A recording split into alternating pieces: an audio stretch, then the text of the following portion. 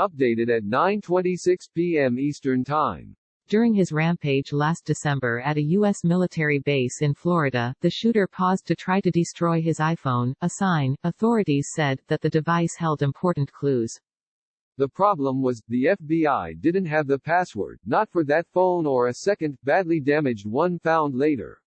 And Apple wouldn't unlock them. The case quickly became part of a thorny, long-standing dispute that pits the requests of federal investigators against the privacy and security expectations of hundreds of millions of Apple customers. More than 4 months later, U.S. authorities said Monday that they had cracked into the iPhones, without Apple's help, and had uncovered new evidence of the shooter's links to Al-Qaeda's branch in Yemen. At a joint news conference, Attorney General William Barr and FBI Director Christopher Wray said their investigation was hampered by not having access to the phones earlier, and that the workaround in the Pensacola case was a one-off that didn't solve the impasse with Apple. "We did it ourselves," Wray said. "Unfortunately, the technique that we developed is not a fix for our broader Apple problem. It's of pretty limited application. But it has made a huge difference in this investigation."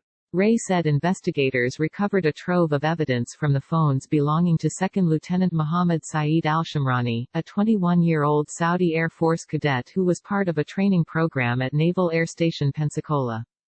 Wray said the information is helping authorities understand the scope of the gunman's ties to Al-Qaeda in the Arabian Peninsula, the terrorist group's affiliate in Yemen. He described the connections as significant but stopped short of saying the group directed the attack.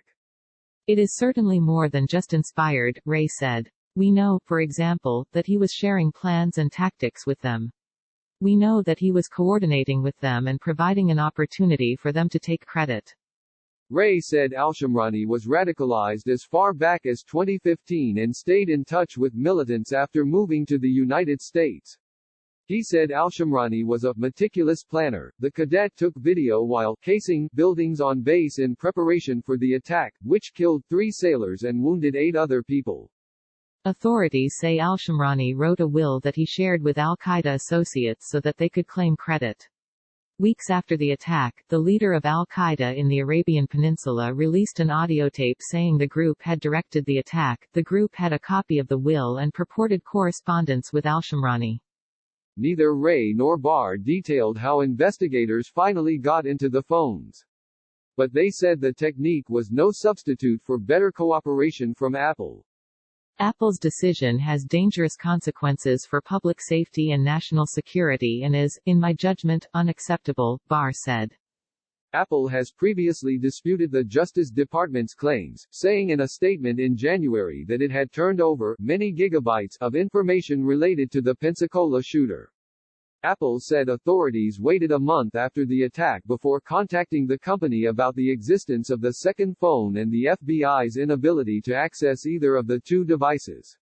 "We have always maintained there is no such thing as a backdoor just for the good guys. Backdoors can also be exploited by those who threaten our national security and the data security of our customers," Apple said in the statement. "Today, law enforcement has access to more data than ever before in history, so Americans do not have to choose between weakening encryption and solving investigations."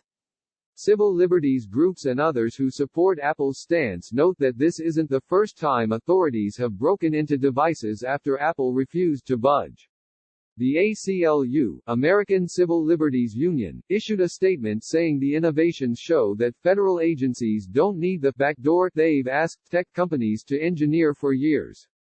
"Every time there's a traumatic event requiring investigation into digital devices," said the ACLU's Brett Max Kaufman, "the Justice Department loudly claims that it needs backdoors to encryption and then quietly announces it actually found a way to access information without threatening the security and privacy of the entire world."